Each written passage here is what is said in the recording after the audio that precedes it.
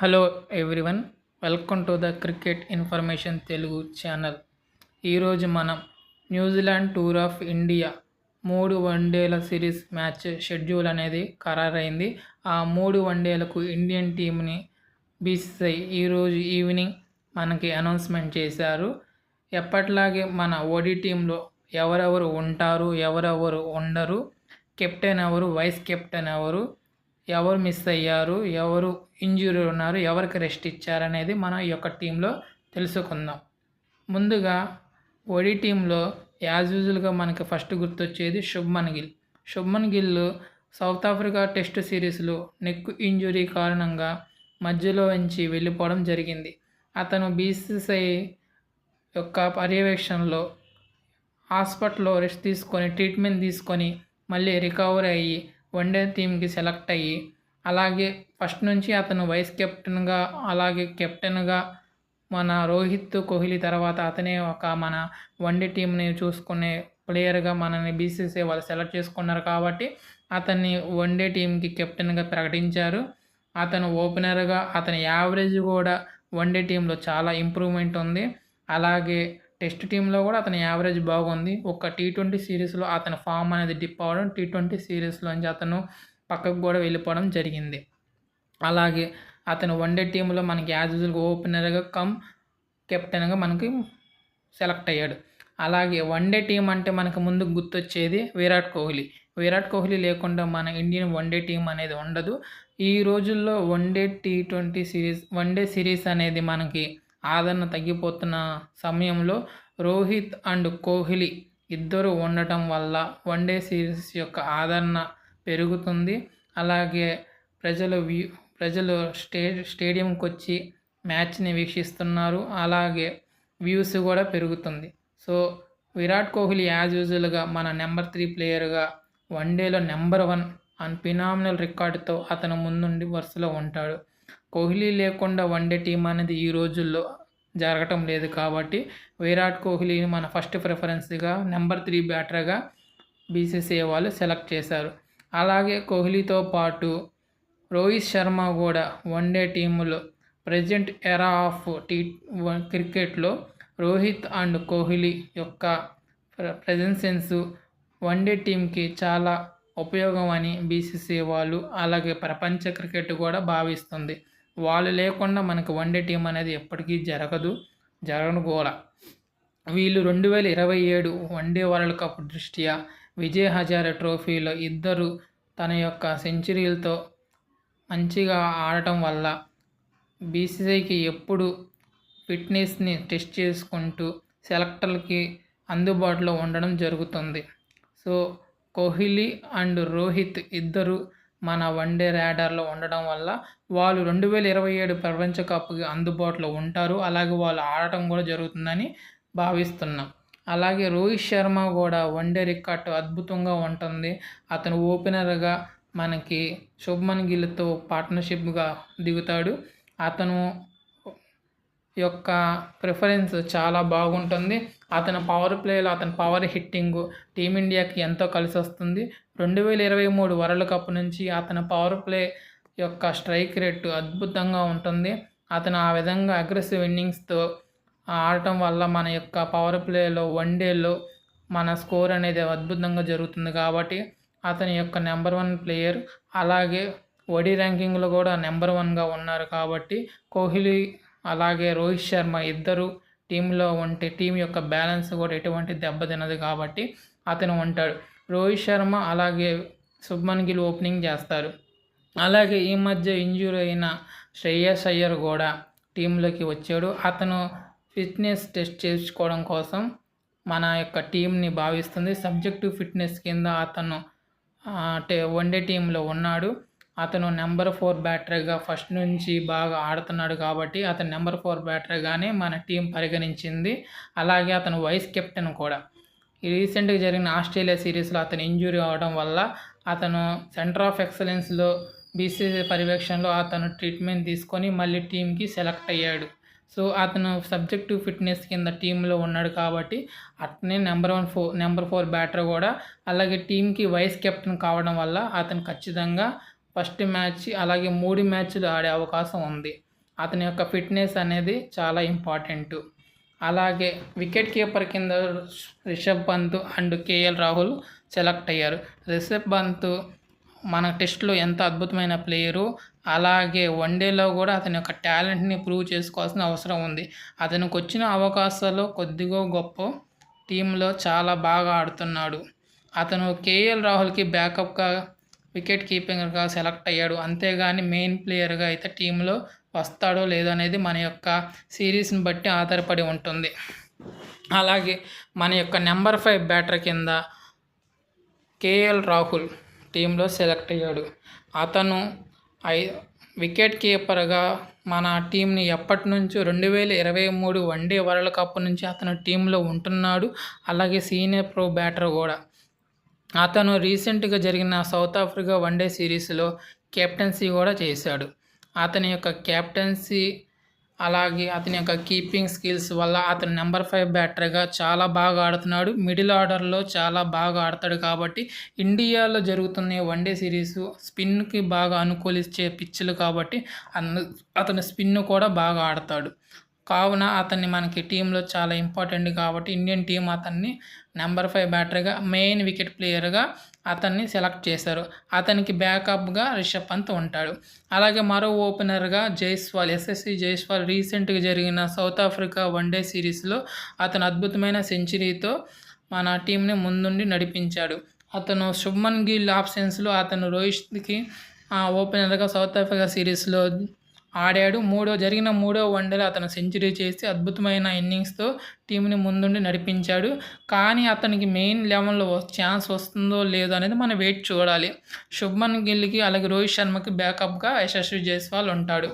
అలాగే ఆల్రౌండర్గా Washington Sundar is అద్భుతమైన back player. అలాగే స్పిన్ పిచ్చెస్ కాబట్టి ఇండియాలో మనకి ఇప్పుడు జరుగుతున్న వన్డే సిరీస్ కాబట్టి అతను ముందుంటాడు. అలాగే వెటరన్ ప్లేయర్, సీనియర్ ప్లేయర్ అయిన రవీంద్ర జడేజా తన యొక్క మార్క్ని చూపించడానికి మళ్ళీ ఉంటాడు. అతను వన్డే సిరీస్ ర్యాడర్లో ఎప్పటి నుంచో ఉన్నాడు. అతను కూడా 2027 వన్డే వరల్డ్ కప్ దృష్ట్యా ఆడాలని అనుకుంటున్నాడు. అతను అలాగే రోహిత్ శర్మ, విరాట్ కోహ్లీ వీళ్ళు ముగ్గురు సీనియర్ ప్లేయర్ 2027 వరల్డ్ కప్కి అందుబాటులో ఉంటారని ఆశిస్తున్నాం. అలాగే వాషింగ్టన్ సుందరు కూడా మన యొక్క స్పిన్ విభాగంలో స్పిన్నింగ్ ఆల్రౌండింగ్గా, అలాగే జడేజా కూడా స్పిన్ ఆల్రౌండర్గా ఆడుతున్నారు. వీళ్ళిద్దరి యొక్క 10 overs quota and batting ability అనేది డిపెండ్ అయ్యి ఎవరు ఉండాలనేది చూసుకోవాల్సిన అవసరం ఉంది. అలాగే నితీష్ కుమార్ రెడ్డి కూడా మనకి మన టెస్ట్ సిరీస్లో ఈ మధ్య బాగా పర్ఫార్మెన్స్ చేస్తున్నాడు. అతను సీమ్ బౌలింగ్ ఆల్రౌండర్. అలాగే హార్దిక్ పాండ్యాకి బ్యాకప్ ప్లేయర్గా ఉంటున్నాడు. అతను 2027 వరల్డ్ కప్ దృష్ట్యా అతన్ని రెడీ చేస్తున్నారు. 2027 వరల్డ్ కప్ సౌత్ ఆఫ్రికాలో జరుగుతుంది కాబట్టి ఒక సీమింగ్ ఆల్రౌండర్ ఉంటే ఎంతో ముఖ్యమని అతన్ని వడి సిరీస్ కూడా సెలెక్ట్ చేస్తున్నాడు. టెస్ట్ సిరీస్లో ఆల్రెడీ ఇంప్రూవ్ చేసుకున్నాడు. ఈ మధ్య ఫామ్ అనేది డిప్ అవడం వల్ల అతని యొక్క ప్లేస్ అనేది ప్లేయింగ్ లెవెల్లో ఉంటాడో లేదని తెలుస్తుంది. అలాగే మహమ్మద్ సిరాజ్ కూడా వన్డే సిరీస్లో ఎప్పటి నుంచో ఉన్నాడు. ఈ మధ్య రెస్ట్ ఇవ్వడం వల్ల అలాగే కొన్ని సిరీస్లో అందుబాటులో లేడు కనుక అతని యొక్క వర్క్లోడ్ మేనేజ్మెంట్ని దృష్ట్యా కొన్ని మ్యాచెస్లోని BCCI సెలెక్ట్ చేస్తుంది. కావున ఎటువంటి ఇబ్బంది లేకుండా ఈసారి అతను ప్లేయింగ్ లెవెల్లో ఆడే అవకాశం ఉంది. ఇతను బుమ్రాకి బ్యాకప్ ప్లేయర్. అలాగే బుమ్రా తర్వాత అతని మెయిన్ బౌలింగ్ని లీడ్ తీసుకోవాల్సిన అవసరం ఉంది. అలాగే ప్రసిద్ధ్ కృష్ణ కూడా ఈ మధ్య జరిగిన సౌత్ ఆఫ్రికా సిరీస్లో బాగా ఎక్స్పెన్సివ్ అయ్యాడు. కానీ అతను ఎప్పటి నుంచో వన్డే సిరీస్ ర్యాడర్లో ఉన్నాడు కాబట్టి అతని యొక్క అతని ప్రిఫరెన్స్ని అతనికి ఇవ్వడం జరుగుతుంది. అలాగే సౌత్ ఆఫ్రికాలో జరిగే 2027 వరల్డ్ కప్ దృష్ట్యా అక్కడ బౌన్సీ ట్రాక్స్ ఉండడం వల్ల అతను హైట్ దృష్ట్యా అతన్ని తీసుకోవడం జరుగుతుంది. అతను కూడా మంచి బౌలింగ్ చేయగల ప్లేయర్ కాబట్టి అతన్ని సెలెక్ట్ చేశారు. హర్షిత్ రాణా కూడా మన బ్యాటింగ్ ఎబిలిటీ వల్ల అలాగే అతని యొక్క బౌలింగు, స్లో యార్కర్లు, ఇన్ స్వింగ్, అవుట్ స్వింగ్ చేయడం వల్ల ఈ మధ్య జరిగిన సౌత్ ఆఫ్రికా వన్డే సిరీస్లో కూడా అద్భుతమైన ప్రదర్శన చేయడం, అలాగే T20 సిరీస్లో కూడా అద్భుతమైన ప్రదర్శన చేయడం వల్ల అతను టీంలో ఉన్నాడు. అలాగే అతనితో పాటు అందరూ ఫాస్ట్ బౌలింగ్ యూనిట్లో Harshdeep Singh left armer variety కూడా అతనికి యాడ్ అవుతుంది. సో ప్రసిద్ధ్ కృష్ణ, మహమ్మద్ సిరాజ్, హర్షిత్ రాణా, హర్షదీప్ సింగ్ వీళ్ళ నలుగురు మన యొక్క పేస్ దళాన్ని ముందుండి నడిపిస్తారని ఈ నలుగురు న్యూజిలాండ్ సిరీస్కి సెలెక్ట్ అయ్యారు. వీళ్ళలో ఎవరు ఆడతారనేది పిచ్ని బట్టి ఉంటుంది. కుల్దీప్ యాదవ్ యూజువల్గా హీఈస్ ఏ ప్రైమ్ బౌలర్, స్పిన్ బౌలర్. అతను మన అన్ని ఫార్మాట్లో ఆడగల ప్లేయర్. బుమ్రా తర్వాత ఇతని అన్ని ఫార్మాట్లో ఆడే ప్లేయర్ కాబట్టి కుల్దీప్ యాదవ్ని మన టీమిండియా సెలెక్ట్ చేస్తుంది. ఇతని అద్భుతమైన ఓడీ రికార్డు దృష్ట్యా, అలాగే మిడిల్ ఓవర్స్లో ఇతని యొక్క స్పిన్ బౌలింగ్, అలాగే వికెట్ టేకింగ్ ఎబిలిటీ వల్ల మన ఇండియాకి ఎంతో కలిసి వస్తుందని కుల్దీప్ యాదవ్ని బీసీసీఐ సెలెక్ట్ చేశారు. అతను ఖచ్చితంగా ప్లేయింగ్ లెవెల్లో ఉంటాడు. ఈ యొక్క సెలక్షన్ దృష్టి ఎటువంటి అభ్యంతరం లేదు. అతనికి అద్భుతమైన ఓడీ రికార్డు ఉంది. 2020 నుంచి 2025 వరకు అతని ఓడీ రికార్డు కూడా చాలా అద్భుతంగా ఉంది. సో కుల్దీప్ యాదవ్ అనేది మన ఇండియన్ టీంకి చాలా అద్భుతం అతను ఉండటం వల్ల. హర్షదీప్ సింగ్ అనేది లెఫ్ట్ ఆర్మర్ ఎబిలిటీ ఉంది. Harshdeep Singh left armer variety, అలాగే ఇన్ స్వింగ్, అవుట్ స్వింగ్, అలాగే స్వింగింగ్ కండిషన్లో అతని బౌలింగ్ అనేది అద్భుతంగా ఉంటుంది. అలాగే సౌత్ ఆఫ్రికాలో మన వన్డే వరల్డ్ సిరీస్ జరుగుతుంది కాబట్టి అక్కడ స్వింగింగ్ దృష్ట్యా అతని టీంలో ఇప్పుడు నిరూపించుకోవాల్సిన అవసరం ఉంది. కనుక హర్షదీప్ సింగ్ మన యొక్క లెఫ్ట్ ఆర్మర్ బౌలింగ్లో ఉంటాడు. అతను కూడా పిచ్ని బట్టి అతను టీంలో ఉంటాడా లేదా అనేది బాగుంటుంది. ఈ మధ్య జరిగిన T20 సిరీస్ అతను టీంలో ఉంటాడు, కానీ T20 వరల్డ్ కప్ దృష్ట్యా అతను టీంలో ఉంటాడా లేదని చూడాలి. రుతురాజ్ గైక్వాడ్ ఈ మధ్య జరిగిన వన్డే సిరీస్లో సౌత్ ఆఫ్రికాతో 4వ నెంబర్ ప్లేస్లో ఉన్నాడు. అలాగే అతను శ్రేయస్ అయ్యర్కి బ్యాకప్గా వచ్చాడు. శ్రేయస్ అయ్యర్ టీంలో రావడం, అలాగే వైస్ కెప్టెన్ కావడం వల్ల రుతురాజ్ని ఈ టీం సెలెక్ట్ చేయలే. అతను వెయిట్ చేయ ఉండాల్సిన అవసరం ఉంది. రుతురాజ్ మంచి ప్లేయర్, అలాగే స్పిన్ను కూడా బాగా ఆడాడు. కానీ శ్రేయస్ అయ్యర్ మాత్రమే మన యొక్క టీంలో ఫస్ట్ నుంచి ఉన్నాడు కాబట్టి అతని సెలెక్ట్ చేయలే. అలాగే తిలక్ వర్మ, అలాగే రుతురాజ్ గైక్వాడ్, శ్రేయస్ అయ్యర్ అండ్ శుభ్మన్ గిల్కి బ్యాకప్గా సౌత్ ఆఫ్రికా సిరీస్లో సెలెక్ట్ అయ్యారు. వాళ్ళిద్దరూ రావడం వల్ల రుతురాజ్ గైక్వాడ్ అండ్ తిలక్ వర్మకి ఈ యొక్క సిరీస్లో వాళ్ళకి చోటు కలిపిపోయారు. అలాగే రాబోయే సిరీస్లో వాళ్ళు సెలెక్ట్ అవుతారని భావిద్దాం. అలాగే సీనియర్ బౌలర్ అయిన మహమ్మద్ షమి అతని యొక్క ఫిట్నెస్ దృష్ట్యా, అతని యొక్క ఇంజురీస్ దృష్ట్యా అతని టీంలో సెలెక్ట్ చేయలేదు. అతని ఈ మధ్య జరిగిన విజయ్ హజారా ట్రోఫీ, సయ్యద్ ముస్తక్ అలీ ట్రోఫీ అద్భుతమైన పర్ఫార్మెన్స్ చేస్తున్నాడు. కానీ లాంగర్ ఫార్మాట్ అండ్ ఇంటర్నేషనల్ క్రికెట్లో అతని ప్రదర్శన ఎలా ఉంటుందో తెలియకుండా చూడాలని బీసీసీఐ వాళ్ళు అతన్ని సెలెక్ట్ చేయట్లా. అలాగే అతని ఏజ్ కూడా అతని సైడ్ లేదు. అతనికి 35 ఏళ్ళు ఆల్రెడీ వచ్చాయి కాబట్టి అతన్ని సెలెక్ట్ చేయలే. అలాగే హార్దిక్ పాండ్యా అండ్ జస్ప్రీత్ బుమ్రాని మన యొక్క T20 వరల్డ్ కప్ దృష్ట్యా వాళ్ళిద్దరికీ రెస్ట్ ఇవ్వడం జరుగుతుంది. అలాగే వాళ్ళు లిమిటెడ్ ఓవర్స్లో వాళ్ళు మన టీమిండియాకి ఎంతో బ్యాక్ బోన్ లాంటి వాళ్ళు. T20 వరల్డ్ కప్ ఫిబ్రవరిలో T20 వరల్డ్ కప్ జరుగుతుంది కాబట్టి ఈలోపు వాళ్ళని ఎందుకు ఇబ్బంది పడతాం. అలాగే ఏమైనా ఇంజురీస్ అవుతే మనకి చాలా ఇబ్బంది అవుతుంది. టీం బ్యాలెన్స్ యొక్క దెబ్బతింటుంది. ముఖ్యంగా హార్దిక్ పాండ్యా లాంటి ఆల్రౌండర్ టీంలో లేకపోతే టీం బ్యాలెన్స్ దెబ్బతిందని వాళ్ళని రెస్ట్ ఇచ్చారు. అలాగే అక్షర్ పటేల్ కూడా న్యూజిలాండ్తో అనౌన్స్మెంట్ చేసిన T20 సిరీస్లో అతను వైస్ కెప్టెన్, అలాగే మంచి ఆల్రౌండర్ కూడా. అతన్ని కూడా T20 వరల్డ్ కప్లో కూడా వైస్ కెప్టెన్గా ఉన్నాడు.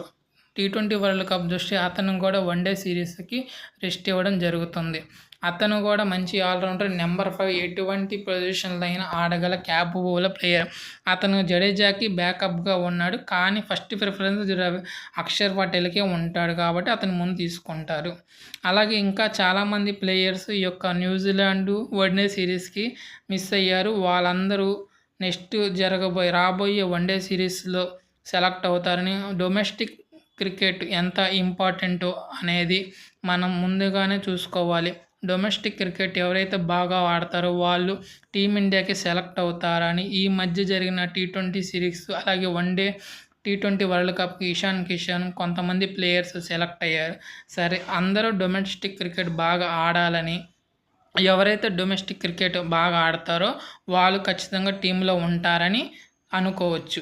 టీం మొత్తం చూస్తే శుభ్మన్ గిల్, రోహిత్ శర్మ, యశస్వి జైస్వాల్, విరాట్ కోహ్లీ, శ్రేయస్ అయ్యర్, వాషింగ్టన్ సుందర్, రవీంద్ర జడేజా, మహమ్మద్ సిరాజ్, హర్షిత్ రాణా, ప్రసిద్ధ్ కృష్ణ. ఈ యొక్క టీం అనేది మీకు స్క్రీన్ మీద ఇస్తే మీరు చూడొచ్చు.